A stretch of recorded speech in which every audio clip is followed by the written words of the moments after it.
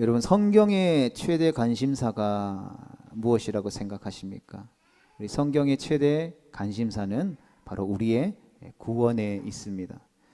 이 구원 때문에 예수님이 십자가에 못 박혀 죽으셨고 부활하셨고 승천하셨고, 또 따라서 교회의 관심은 성경에서 관심을 갖는 것과 일치해야 하죠.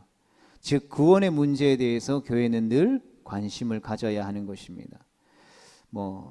복지라든지 어떤 건강의 문제라든지 어떤 사회 참여의 문제라든지 그런 것이 불필요하다라는 것이 아니라 그런 역할들을 필요하다면 감당해야 되겠지만 구원의 문제보다 앞서서는 안 된다라는 것이죠. 교회는 반드시 이 구원의 문제를 최우선으로 해야 하는 것입니다. 사실 구원의 문제처럼 시급한 것은 없겠죠. 그러나 놀라운 사실들은 많은 그리스도인들과 교회가 이 구원의 문제를 오늘날 너무나 등한시한다라는 것이죠. 여러분, 만약 어떤 사람이 혼자서는 헤어나올 수 없는 구덩이에 빠졌다고 생각해 봅시다. 종명이가 장난치고 막 축구하다 공이 빠져서 주우려다가 구덩이에 쿵 빠졌다고 생각해 봅시다. 보민이가 옆에서 보면서 누나 꺼내줘 꺼내줘 이렇게 하는데, 그 소리를 듣고 보민이가 이렇게 우물을 쭉 보면서 총명아 어떻게 해주기를 원해? 묻죠. 그러면 그때 총명이는 뭐라고 이야기할까요? 울면서 누나 밖에 나가게 해줘, 우물에서 빠져나가고 싶어. 그 이야기를 듣고 보민이가 가만히 생각해 보더니 총명에게 이렇게 이야기하는 것이죠. 총명아, 우물에 빠지지 않으려면 일단 위험한 곳에서는 공놀이를 하면 안 되고, 공이 위험한 곳에 빠지면 거기에 달려가는 게 아니라 어른에게 도움을 요청해야 돼 라고 이야기를 한다고 해 봅시다. 총명이가 어떻게 생각할까요? 황당하겠죠. 어이없겠죠. 왜 그렇습니까? 지금 총명이 우물에 빠져 있는 총명이에게 필요한 것은 어떻게 하면 이 웅덩이에 빠지지 않는지에 대한 방법, 규칙이 아니라는 것이죠. 그러니까 우물에서 빠져나오는 일이 급한 거예요. 그러니까 우물 같은 이 죄악된 세상에서 시급한 것은 그곳에 어떻게 살아가느냐의 문제가 아니라 그곳에서 어떻게 빠져나오느냐 하는 문제라는 것이죠. 할 수만 있다면 가장 빨리 나오는 일이 제일 중요하다라는 것이죠. 이렇게 구원에 대한 문제들이 시급함에도 불구하고 많은 사람들이 구원에 대해서 대수롭지 않게 여기는 이유는 무엇일까요? 본문 27절 같이 읽어보겠습니다. 시작. 한 번 죽는 것은 사람에게 정해진 것이요 그 후에는 심판이 있으리니. 아멘. 사람들이 구원에 대해서 대수롭지 않게 여기고 등한시 여기는 첫 번째 이유는 사람이 반드시 죽는다라는 사실들을 알면서도 그것을 실제로는 실감하지 못하고 믿지 않기 때문이라는 것이죠. 그럼 사람이 다 죽는다라는 거 우리 다 알죠. 그렇지만 실제로 그것을 실감하고 믿으며 살아가는 사람들은 많지 않다라는 것이죠. 그런데 성경은 오늘 우리에게 사람이 죽는 것은 정해진 일이라고 분명히 선언하고 있습니다. 이렇게 성경이 말하고 있음에도 불구하고 사람들은 마치 내가 죽지 않을 것처럼 착각하고 인생을 살아간다라는 것이죠. 그렇기 때문에 구원이 심각하지 않은 것입니다. 전도를 하다 보면 그런 경우 많죠. 여러분, 죽으면 어디 갈 내세에 대한 확신이 있습니까? 라고 이야기하면 대부분의 사람들은 100명 중에 하나 99명은 나는 안 죽는다고, 나 아직 힘 팔팔하고 건강하다고, 그런 소리 하지 말라고 가라고 이렇게 이야기합니다. 그렇기 때문에 구원이 심각하지 않은 것이죠. 청년에서 노년에 이르기까지 영원히 죽지 않을 것이라는 착각에 빠져 살아가고 있는 것이 이 세상의 사람들이라는 것이죠. 옆에서 갑작스럽게 비명 행사해도 그 사람들은 다 죽어도 나는 죽지 않을 것이다라고 생각한다라는 것이죠. 목사로서 가장 어려운 부분도 바로 이 부분인 것 같습니다. 여러분, 우리는 오늘 죽습니다. 그러니 산다라는 거짓 환상을 버리고 죽음을 준비하십시오. 우리의 마지막 삶을, 인생을 정리해야 합니다. 그리고 영적인 의미로 목사는 이러한 진리를 전하고 가르쳐야 하는데 이것은 쉽지 않은 일이죠. 왜요? 아직 저도 젊으니까 살아갈 날이 많다라고 착각하고 있기 때문이라는 것이죠. 사람들이 구원을 등한시 여기고 이 문제를 대수롭지 않게 여기는 두 번째 이유는 본문 9장 27절 하반절에 있는 것처럼 그 후에 심판이 있으리라는 것을 인식하지 못한다라는 것이죠. 사람들이 또 착각하는 것이 설령 죽는다고 하더라도 죽는다면 그것으로 모든 것이 끝난다라고 생각하는 것이죠. 그래서 이 땅에서 잘 먹고 잘 살고 부귀영화를 누리는 것이 인생의 최고의 목적이라고 생각합니다. 그러나 성경은 죽음이 끝이 아니라 새로운 시작이다라고 말하죠. 사람이 한번 죽는 것은 정해진 것이지만 그 후에는 반드시 심판이 있다라는 것입니다. 죄의 삭은 사망이라고 분명히 못 받고 있죠. 우리가 행한 대로 받을 것입니다. 죽음으로 모든 것이 끝나지 않는다라는 것이죠. 우리의 모든 인생은 그 산대로 그 행위대로 심판을 받아야 한다라는 것이죠. 때로는 자기의 어떤 의로운 분노 때문에 분신하고 자살하는 이들을 보곤 합니다. 그러나 분명한 것은 그것조차도 심판받는다라는 것이죠. 하나님이 이해하실 것이다라는 착각을 해서는 안 된다라는 것이죠. 여러분, 스스로 생명을 끊는 행위들을 하면 그에 대한 대가와 심판을 받게 된다라는 것을 우리는 기억해야 합니다. 왜요? 생명은 하나님께 속한 것이기 때문에 우리가 생명을 스스로 빼앗아가는 이 행위를 한다라는 것은 그 생명의 주관자 되신 하나님을 인정하지 않는 가장 죄악된 행동이기 때문인 것이죠. 그렇기 때문에 우리 스스로 절대 생명을 해서는 안 된다라는 것이죠. 그것이 어떠한 우리가 원치 않는 모습이라 할지라도 사람들은 이 엄청난 영적 현실을 무시하려고 하죠. 그렇지 않다라는 착각 속에 살기 때문에 구원의 문제를 우선순위에 두지 않는 것입니다. 사람들이 지금 제일 심각하고 급하게 생각하는 게 무엇입니까? 현실이죠. 이 땅의 문제라는 것입니다.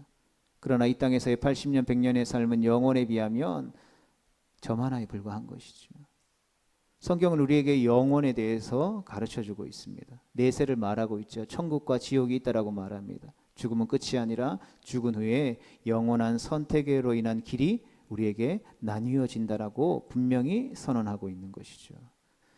사랑하는 성도 여러분, 구원 받으셨습니까? 구원의 확신이 있으십니까? 송아지와 염소의 피가 아니라 예수 그리스도의 피로 단번에 완성된 예수 그리스도의 그 구원을 믿으시냐 말입니다. 우리는 이 사실을 다시 한 번 더 확인할 수 있어야 하는 것이죠. 왜냐하면 이것은 우리의 인생의 그 무엇보다도 중요한 일이기 때문인 것입니다.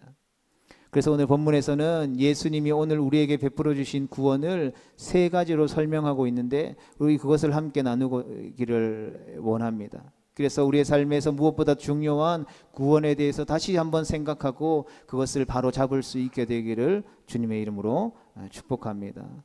첫 번째로는 본문 9장 23절에 있는 것처럼 같이 읽어보겠습니다. 시작. 장소의 초월.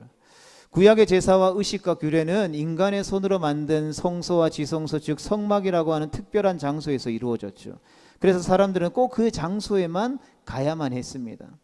매년 그곳에서 짐승의 피를 흘려 하나님으로부터 죄를 용서함 받고 구원의 삶을 살았습니다. 24절 같이 읽어보겠습니다. 시작.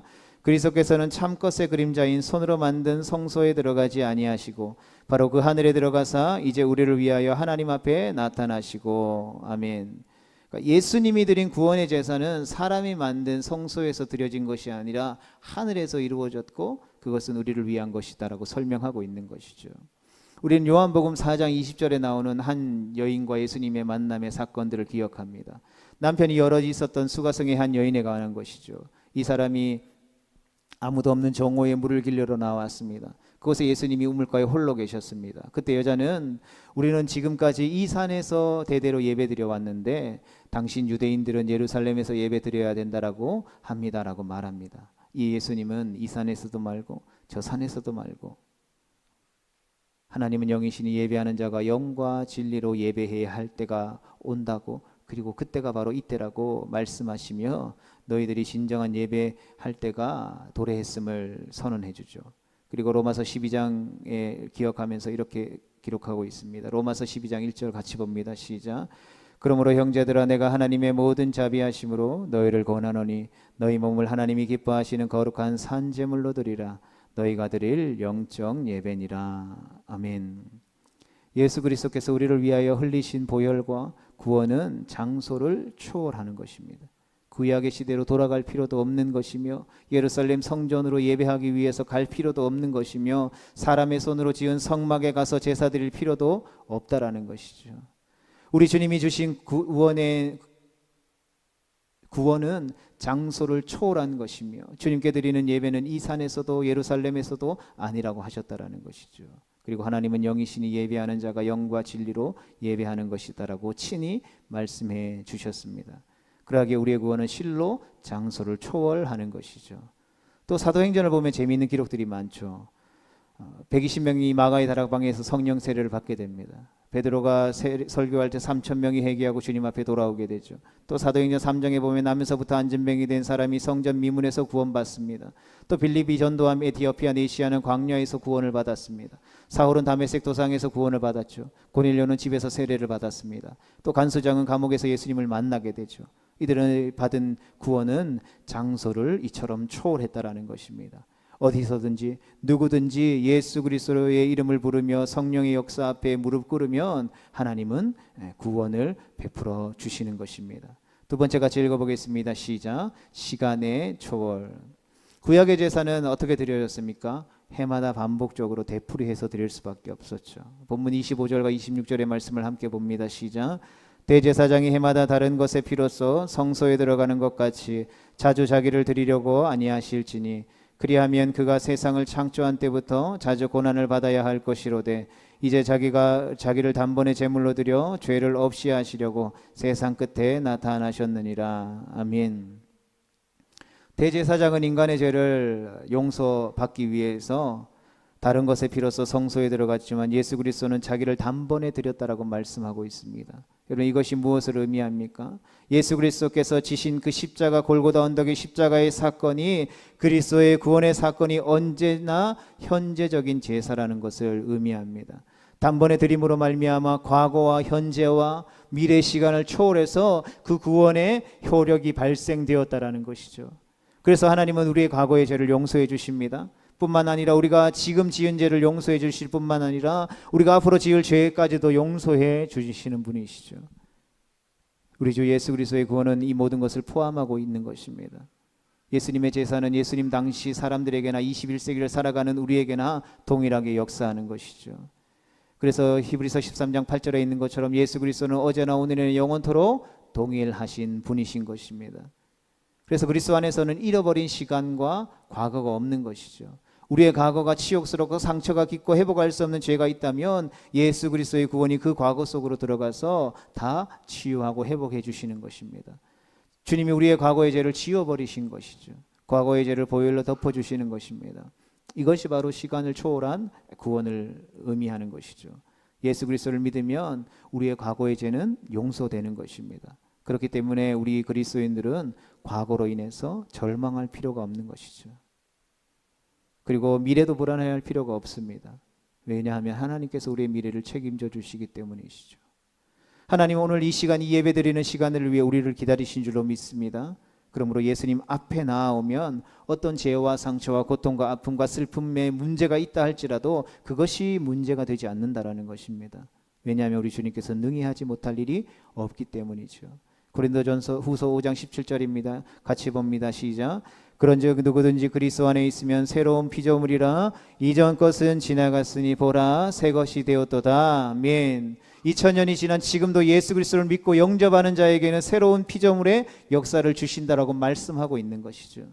그래서 주님의 몸된 교회가 바로 구원의 공동체가 되어야 하는 것입니다. 매 예배 때마다 내가 그리스도인이 되었음을 선포하고 간증하는 소리가 터져 나와야 하는 것이죠.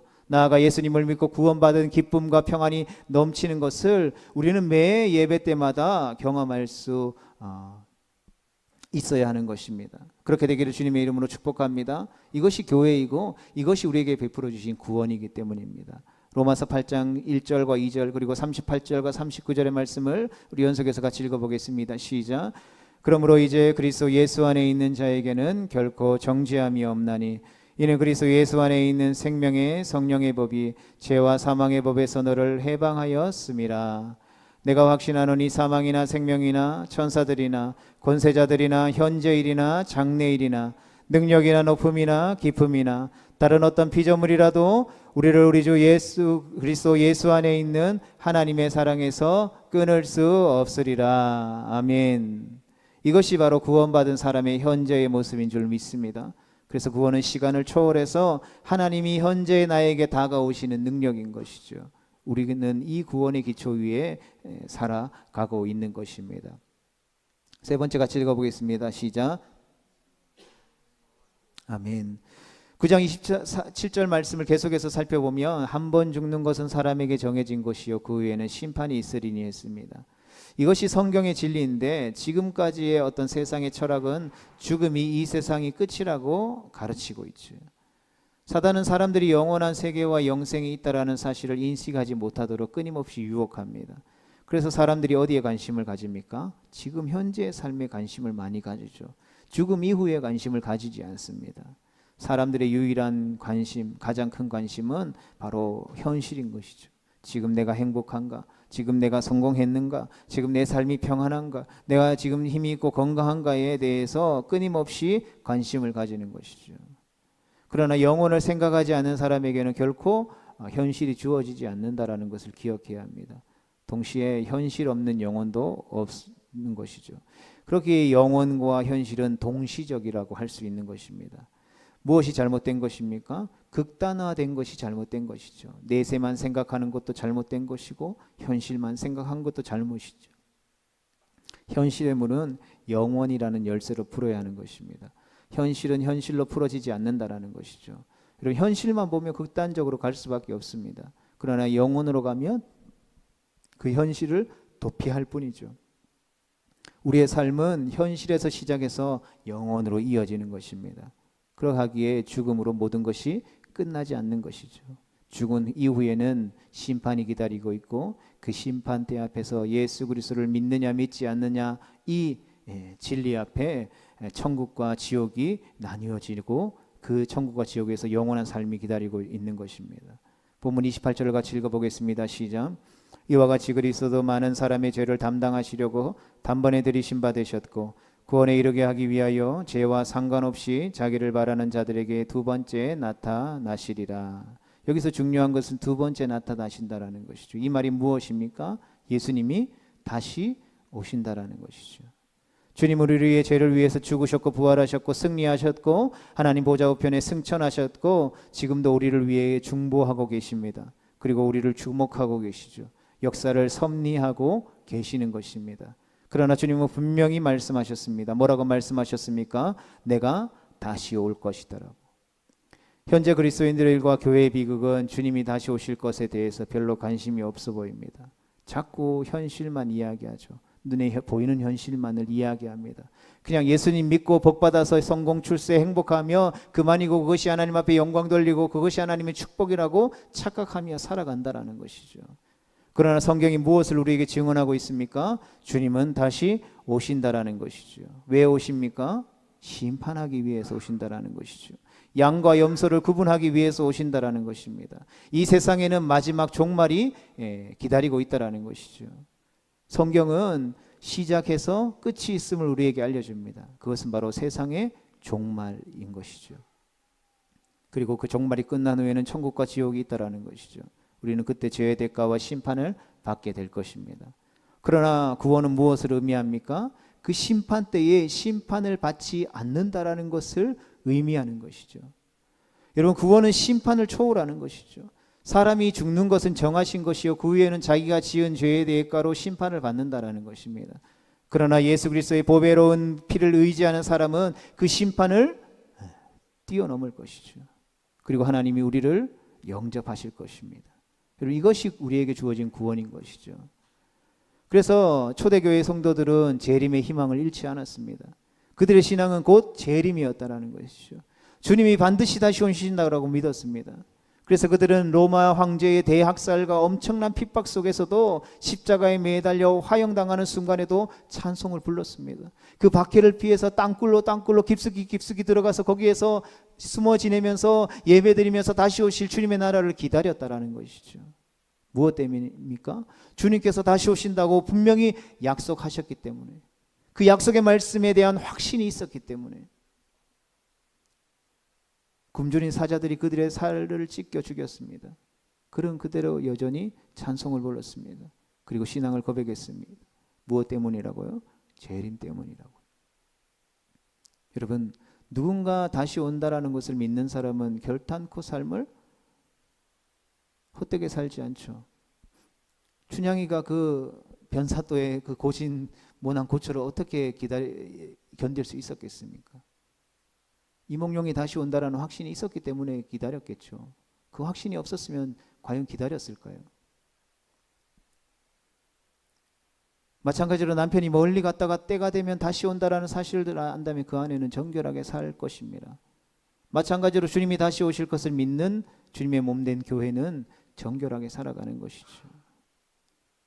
성도 여러분, 오늘날 우리의 교회는 어떤 교회여야 합니까? 말씀을 사랑하고 말씀을 중심으로 하는 교회여야 할 줄로 믿습니다. 이것밖에 교회가 살 길은 없는 것이죠. 말씀이 명한 대로 살고 말씀을 사모하는 교회여야 한다라는 것입니다. 교회는 신랑이신 예수님의 다시 오실 것을 기다리는 그러한 신부의 자세로 살아가야 하는 것이죠. 성도 여러분, 오늘 본문 말씀을 통하여서 우리에게 주시는 주님의 분명한 음성이 무엇입니까?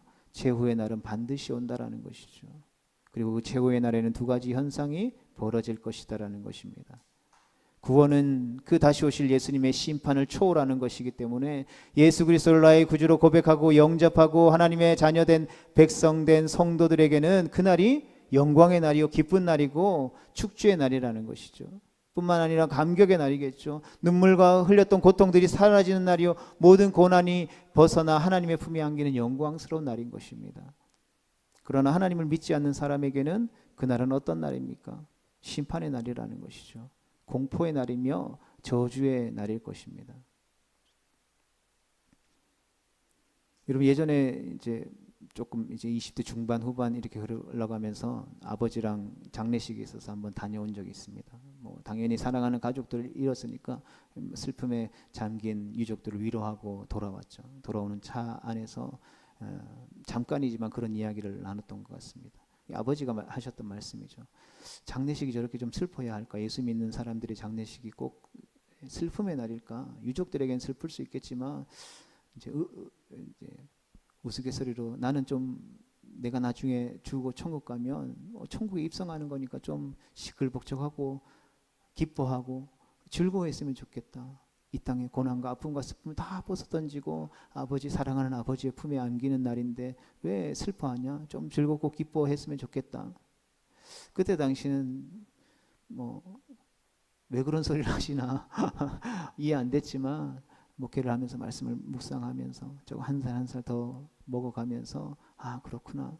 우리가 하나님이 우리에게 베풀어 주신 구원과 우리의 마지막 날을 우리가 잘 알고 있기 때문에